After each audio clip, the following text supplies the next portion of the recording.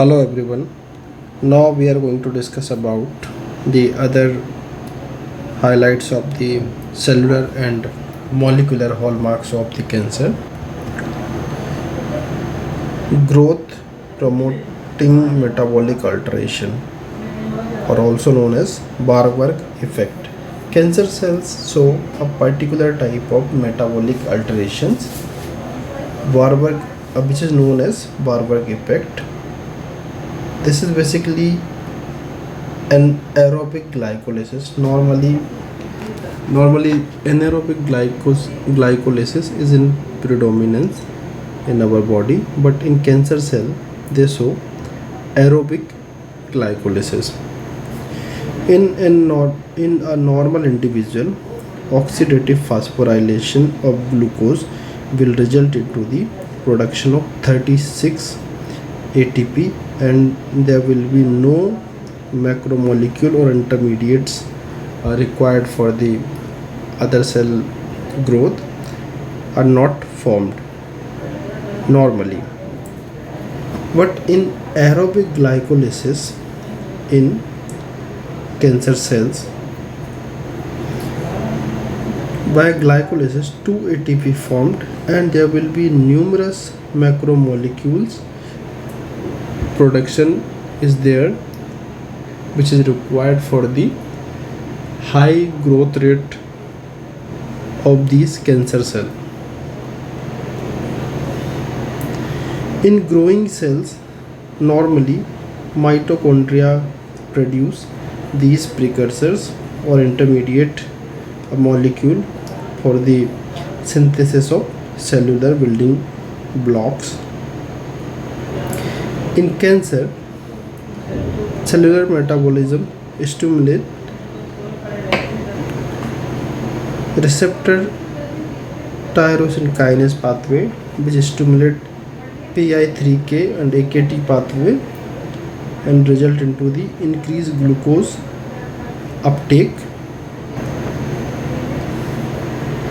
This is uptake, increased glucose uptake, and will result into the increased intermediate synthesis by the aerobic glycolysis.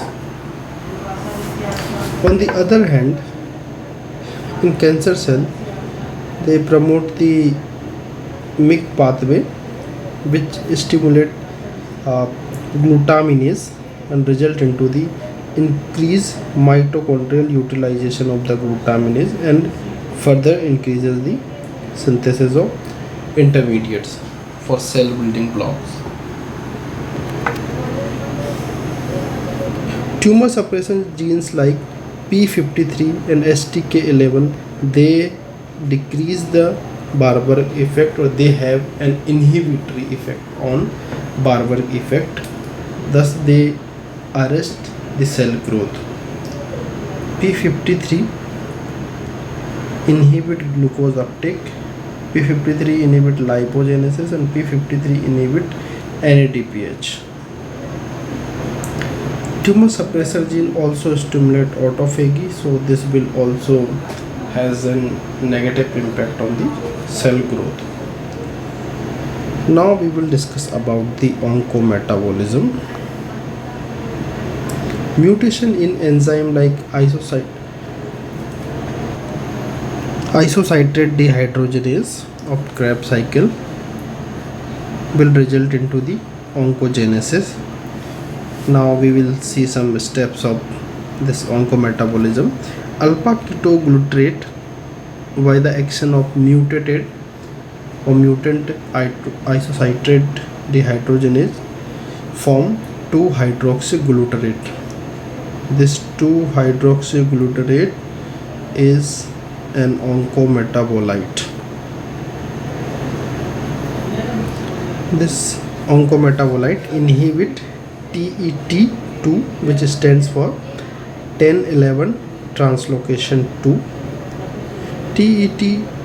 Normally TET promote DNA methylation in normal cells. Once this TET is inhibited by 2-hydroxyglutarate, this will result into the abnormal DNA methylation and causes cellular transformation and activation of various pathways like RAS and receptor tyrosine kinase, and will result into the oncogenesis or cancer formation.